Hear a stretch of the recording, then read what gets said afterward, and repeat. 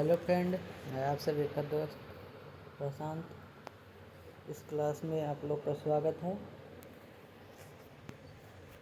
सबसे पहले हम लोग जानेंगे 10th क्लास के त्रिकोणमिति के बारे में।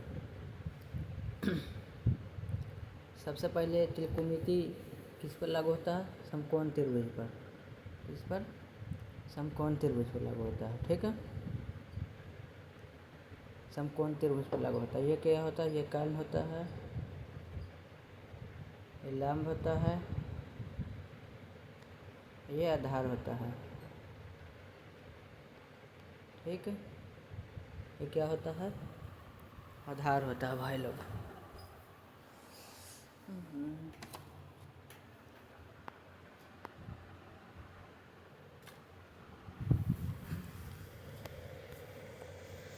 तो सबसे पहले हम लोग लंब आधार, ये मान लीजिए थीटा। थीटा के सामने वाला कोण लंब होता है, और जहाँ पर थीटा रहता है उसको आधार बोला जाता है। ठीक है, ये तो हम लोग देख लिए।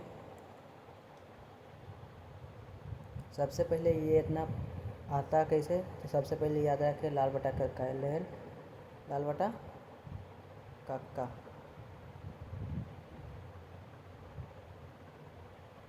ठीक है, लाल बटा कक्का से याद रखिएगा,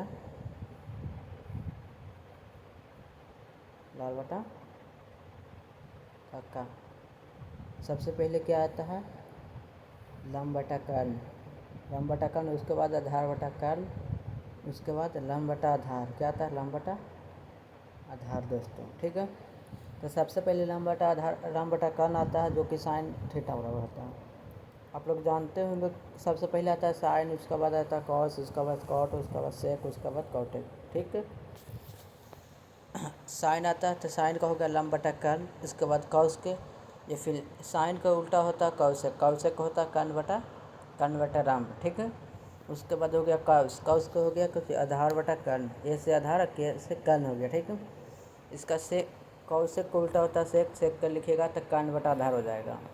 ठीक दोस्तों, उसके बाद टैन आता है, टैन का होता है लंब बटा आधार, तो कॉट का लिखिएगा तो आधार बटा कर्ण हो जाएगा, जो कि यहाँ पर ये चीज़ आप लोग याद रखिएगा तो A to Z लिखा जाएगा।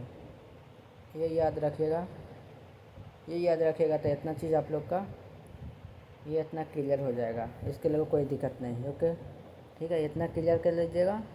उसके बाद आइए रेसिप्रोकल पर हम लोग ध्यान देते हैं, यानी कि उल्टा, एक दूसरे का उल्टा।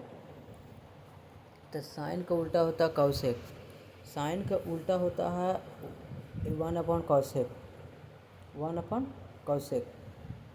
ठीक दोस्तों, 1/cos होता है साइन